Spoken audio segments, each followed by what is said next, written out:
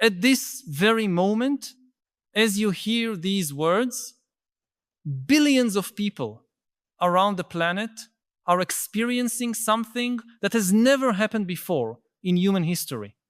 They no longer know who they are. They don't know what their place is in the world. They don't know what to believe in.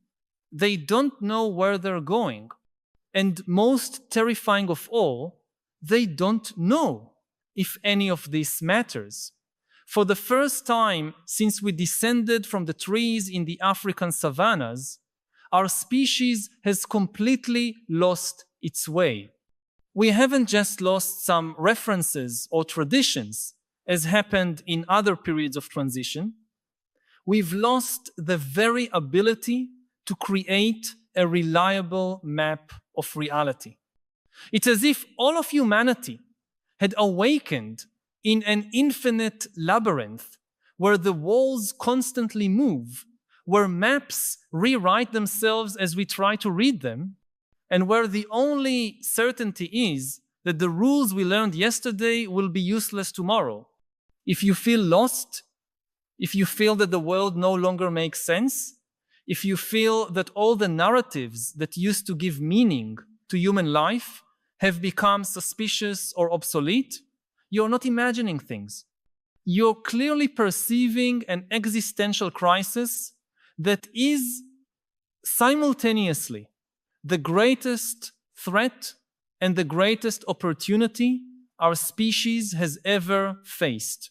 For tens of thousands of years, human beings developed sophisticated mechanisms for dealing with uncertainty and finding meaning in a universe that fundamentally doesn't offer ready-made answers to our deepest questions.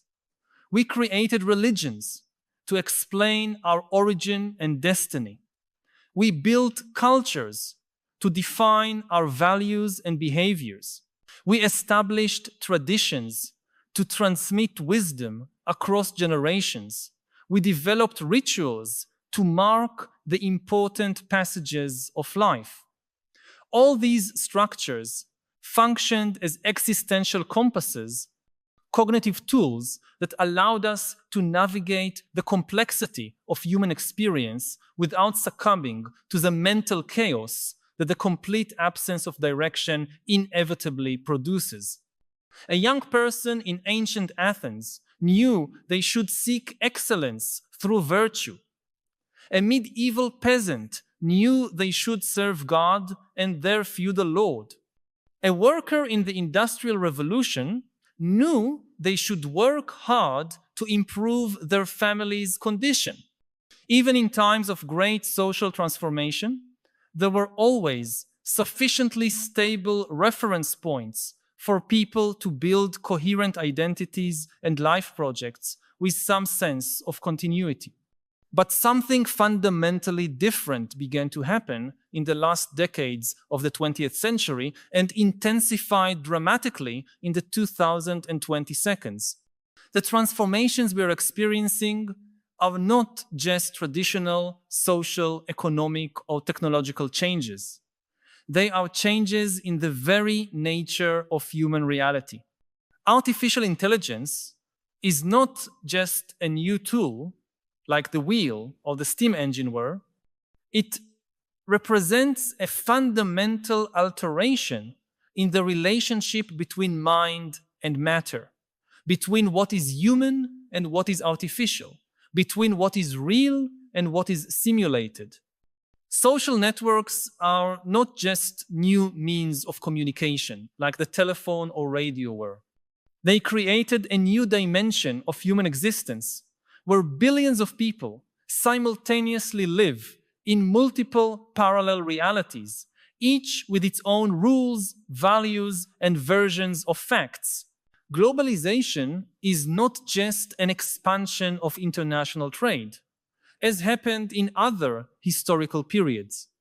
It created a systemic interdependence so complex that small perturbations in any part of the world can generate unpredictable consequences in all other parts. transforming the entire planet into a giant nervous organism where each neuron can affect all other neurons instantly.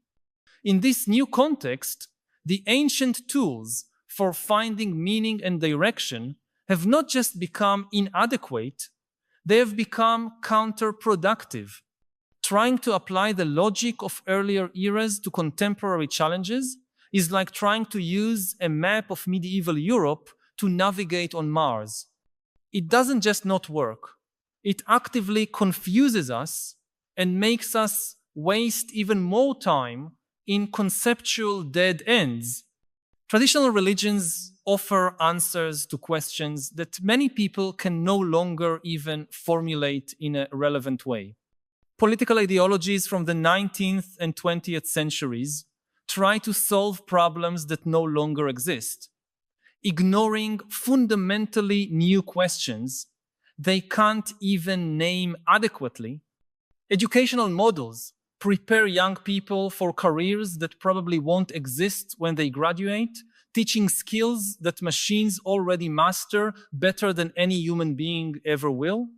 Economic systems operate according to premises about scarcity and competition that may have made sense when our ancestors competed for limited resources in the African savannah, but which have become not just obsolete, but dangerous in an era where our capacity to produce material resources has far exceeded our capacity to distribute them in a way that makes sense, or our capacity to understand what kind of life is worth living when basic survival needs have already been largely resolved. This disconnection between our cognitive systems and our current reality creates a form of psychological suffering that is qualitatively different from anything previous generations experienced. It's not the anxiety of someone who has specific problems to solve, because most of our basic practical problems have already been solved by technology and material abundance. It's not the sadness of someone who lost something valuable, because many of us don't even know exactly what we lost or if we really lost anything at all. It's not fear of concrete dangers, because most of our physical security is greater than that of any previous generation. It's a more fundamental type of existential anguish, the feeling that our entire experience of being alive has somehow become unreal, as if we were playing a role in a theater play whose script nobody can find, on a stage whose dimensions constantly change, for an audience that may not even exist. Yuval Noah Harari calls this phenomenon a crisis of meaning. But I believe we need an even more precise term. What we are facing is a crisis of ontological orientation. We no longer know not just how we should live, but what it means to be alive in the first place. We no longer know not just what values we should follow, but whether the very notion of value makes any sense in a universe where algorithms can simulate any value system with perfection indistinguishable from the real thing. We no longer know not just what our purpose is, but whether the search for purpose isn't just an obsolete evolutionary remnant of brains that evolved to find patterns and meanings even where they don't exist, a kind of persistent cognitive illusion that prevents us from accepting that perhaps there is no deeper purpose to be discovered. I want to pause for a moment to ask you directly, when was the last time you felt genuinely certain about something important? When was the last time you made a significant decision without a voice in your head whispering that maybe you're completely wrong about everything? I know it can be difficult to admit, even to yourself, But many of us live in a constant state of doubt about our own choices and beliefs. It's not that we doubt this or that specific opinion, but rather that we doubt the very possibility of having solid opinions about anything. If this feeling resonates with you, share your experience in the comments. It can be as simple as writing, "I feel this fundamental uncertainty when," and filling in with your personal experience. Your honesty might be exactly what another person needs to read today to realize they're not alone in this difficult navigation through a world that seems to have lost its coordinates. But here's the twist that Harari suggests, and which can completely transform our perspective on this apparently desperate crisis. What if this feeling of being lost is not a problem to be solved, but rather a necessary stage in a deeper evolutionary transformation? What if our current inability to find meaning in old narratives is not our failure, but rather evidence that we're finally growing beyond our childish need for false certainties and ready-made meanings? What if this disorientation is not the symptom of a sick civilization, but rather the birth pangs of a completely new form of human consciousness? Consider the radical possibility that our species is going through a cognitive metamorphosis, similar to what a caterpillar experiences when it transforms into a butterfly. During the pupa phase, the caterpillar literally dissolves. Its body structures break down into an amorphous organic soup. If you could ask the caterpillar's cells what's happening during this process, they would probably say that everything is terrible, that they're losing everything that defined them, that they no longer know who they are or where they're going. But this dissolution is not the end of the caterpillar. It's the necessary condition for the birth of something qualitatively different and in many ways superior. A creature capable of flying, of seeing the world from perspectives impossible for a caterpillar, of experiencing forms of freedom that couldn't even be imagined in the previous stage. Our civilization may be going through a similar process. The ancient structures of meaning are not simply being destroyed by malevolent external forces. They are dissolving because they are no longer adequate for the type of consciousness we are becoming.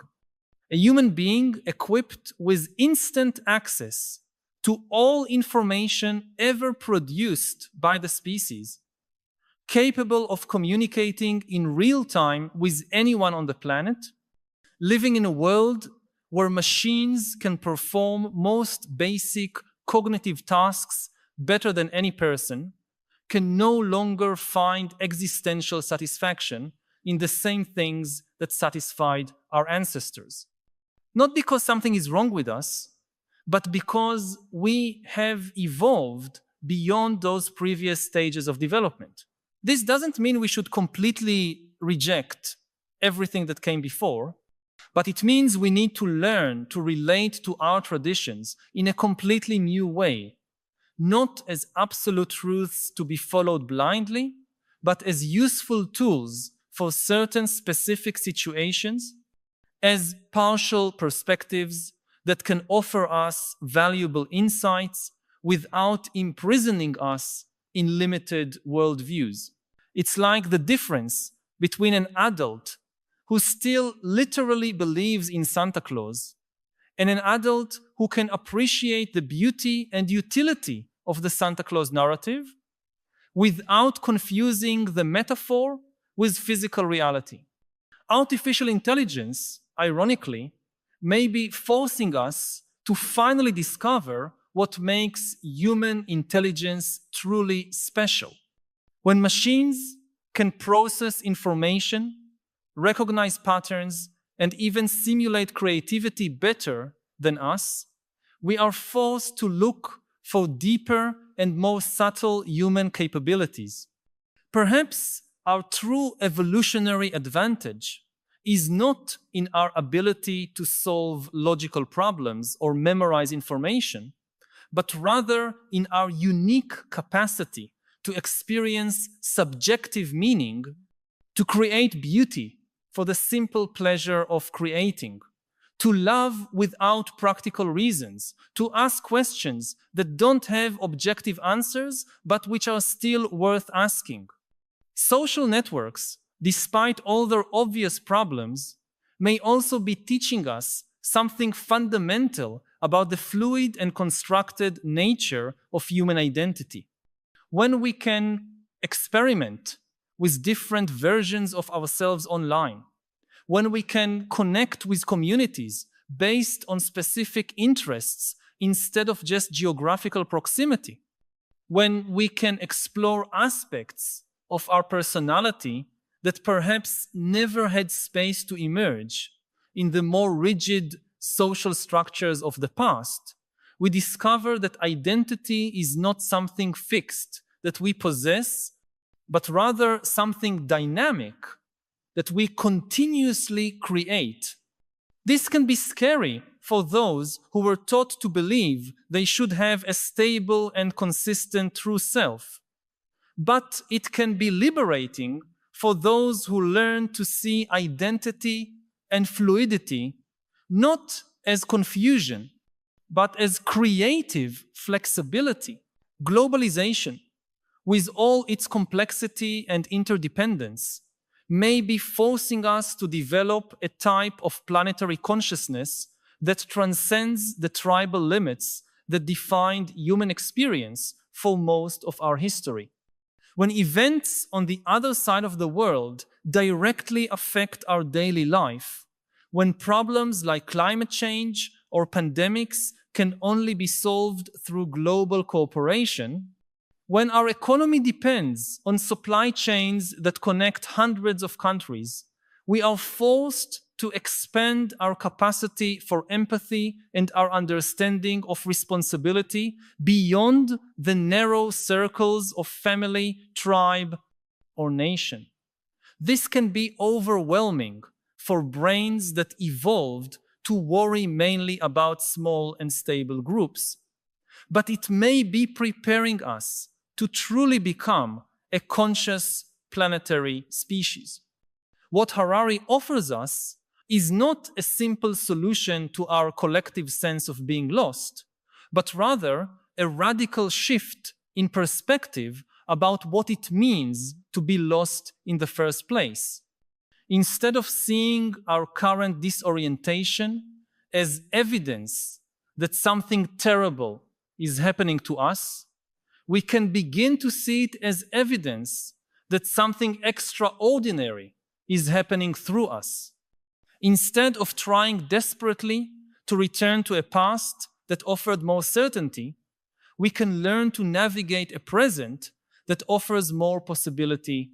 Instead of looking for new absolute belief systems to replace the old ones, we can develop the capacity to live creatively and compassionately amid fundamental uncertainty.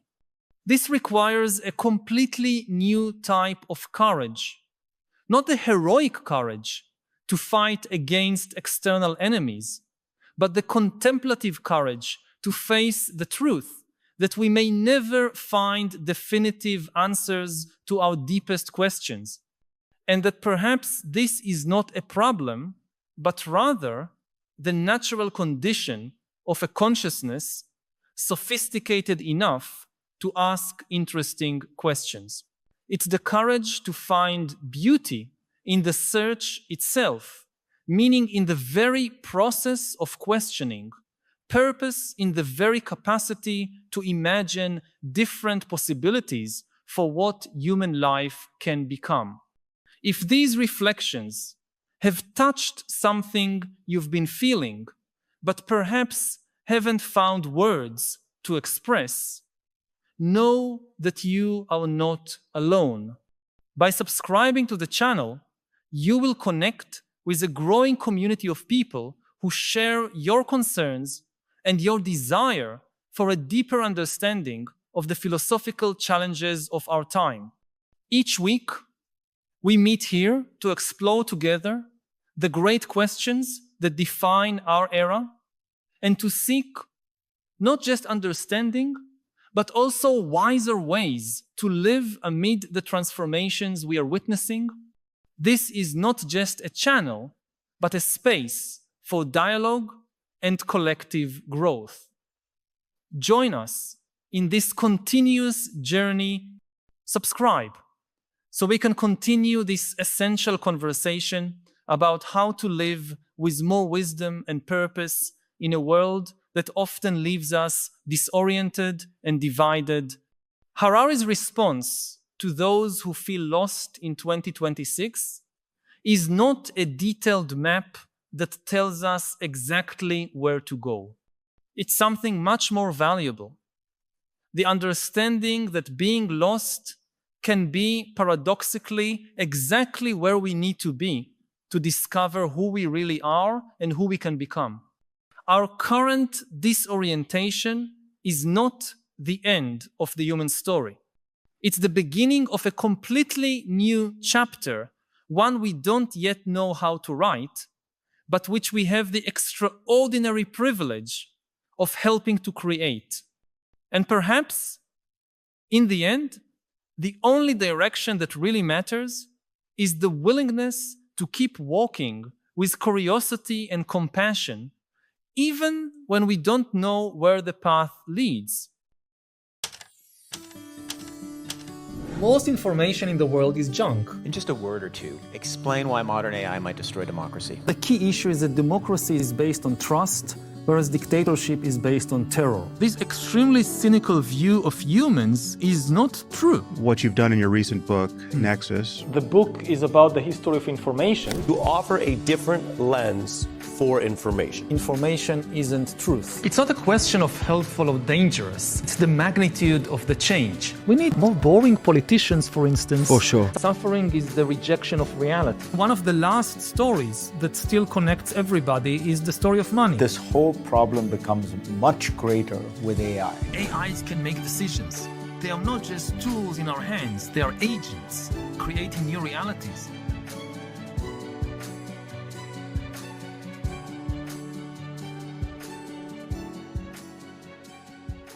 $7,000, $25,000 unarmed civilian. Should keep it like you know.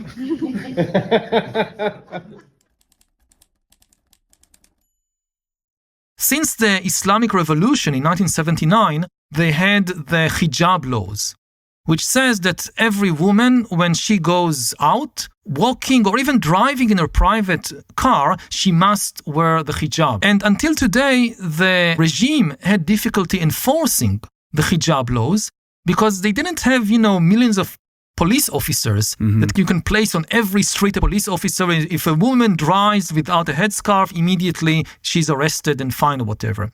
In the last few years, they switched to relying on an AI system.